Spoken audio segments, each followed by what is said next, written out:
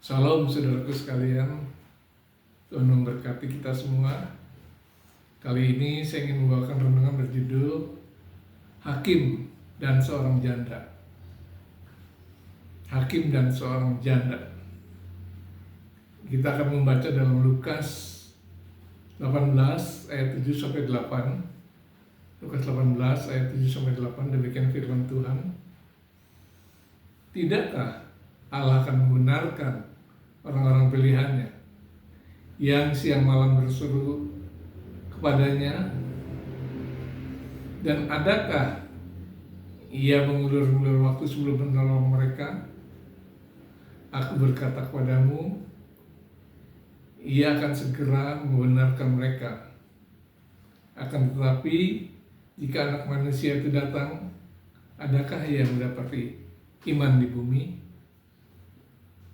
Saya bacakan sekali lagi, Lukas 18 ayat 7 sampai 8. Tidakkah Allah akan membenarkan orang-orang pilihannya yang siang malam berseru kepadanya? Dan adakah ia mengulur-ulur waktu sebelum menolong mereka? Aku berkata padamu, ia akan segera membenarkan mereka. Akan tetapi, jika Anak Manusia itu datang, adakah ia mendapati iman di bumi? Saudaraku sekalian, para pendengar cawan nikmat yang kami kasihi, mungkin pernah Anda menghadapi masalah. Ya, Anda mengalami suatu masalah, atau mungkin justru saat ini sedang mengalami masalah. Masalah itu rumit, terasa rumit sekali, sehingga Anda merasa kesulitan untuk mengatasinya. Sudah berupaya sekuat tenaga untuk menyelesaikan dengan segera, dan segala usaha sudah dilakukan. Bahkan Anda pun sudah berdoa. Ya, sudah berdoa untuk memohon pertolongan Tuhan agar dapat membantu Anda mengatasinya. Namun ternyata masalah itu tidak kunjung selesai juga. Anda sudah tidak mampu mengatasinya lagi.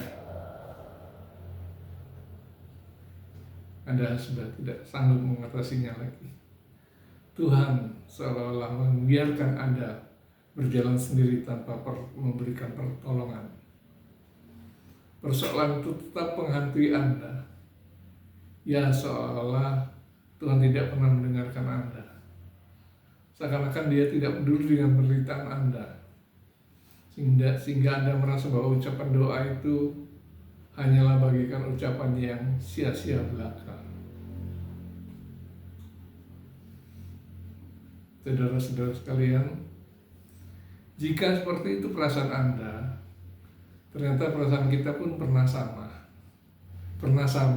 ya. Sebab hal itu tidak hanya terjadi pada diri Anda saja, tetapi juga terjadi pada diri saya. Saya juga pernah mengalaminya, bahkan terjadi juga pada setiap manusia. Banyak yang mengatakan bahwa saya orang yang cukup kuat dan imannya teguh. Saya ini orang yang cukup kuat dan imannya teguh. Tidak mungkin saya akan tergoncang. Tapi itu ternyata tidaklah demikian. Saya pernah merasa demikian terpuruk, sehingga ketika datangnya masalah itu, sehingga saya selalu berdoa agar masalah itu segera selesai, tapi saya tetap merasakannya tidak selesai masalah itu. Saya tidak berani berbicara dengan pendeta atau teman-teman seiman. Saya tidak berani. Saya tidak mau mereka mengetahuinya. Mungkin hal itu malahan akan menambah masalah. Saya menjadi makin berat ketika mereka mengetahuinya. Karena itu masalah itu hanya saya sampaikan langsung ke Tuhan. lewat doa saya berharap dan berharap padanya untuk memberi pertolongan pada saya juga. Namun semuanya itu seolah-olah hampa belaka. Tidak ada penyelesaian sama sekali. Seolah-olah Tuhan tidak tersentuh oleh kita. Akhirnya, seperti yang Anda juga rasakan, saya pun merasa amat kecewa dengan Tuhan. Tuhan yang selalu saya harapkan dapat menolong kita, ternyata berdiam diri saja. Sampai-sampai saya pernah berpikir demikian. Tuhan, benarkah Engkau ada dalam hidup ini? Di mana Engkau pada saat kubutuhkan? Pada saat saya butuhkan, di mana Engkau? Namun Tuhan tetap berdiam diri saja, seolah-olah Dia tidak mau menyelesaikan masalah saya. Sehingga kemudian saya pun teringat dengan teriakan Raja Daud. Raja Daud ketika dia dalam persoalan, menghadapi persoalan hidupnya, dia pun berseru. Dia berseru, Allahku, Allahku, mengapa Engkau meninggalkan aku? Aku berseru, tetapi Engkau jauh dan tidak menolong aku. Allahku, aku berseru pada waktu siang, tapi Engkau tidak menjawab. Dan pada waktu malam, tetapi juga aku tidak tenang. Mazmur 22 ayat 2-3. Ternyata Raja Daud pun pernah mengalami hal itu. Dia berseru, tapi Tuhan berdiam diri saja, sehingga dia merasa tidak tenang. Setelah saya membaca renungan itu dalam kitab Mazmur itu, saya merasa terhibur. Saya berpikir Daud saja, seorang yang raja yang demikian hebatnya, dipakai Tuhan, bisa merasakan hal itu. Ternyata Daud pun sama dengan kita. Rupanya tidak seorang pun yang rupanya tidak ada seorang pun yang tidak pernah mengalami kecewaan seperti dia. Kemudian, saudara-saudara sekalian, saya membaca kitab perumpamaan Yesus. Yaitu kisah tentang seorang janda dan hakim.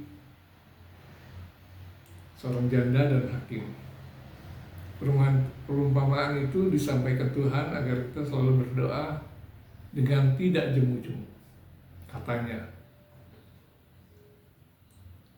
dalam suatu kota, seorang hakim yang tidak takut akan Allah dan tidak menghormati seorang pun. Dan di kota itu ada seorang janda yang selalu datang pada hakim itu dan berkata, belalah hakku terhadap lawanku.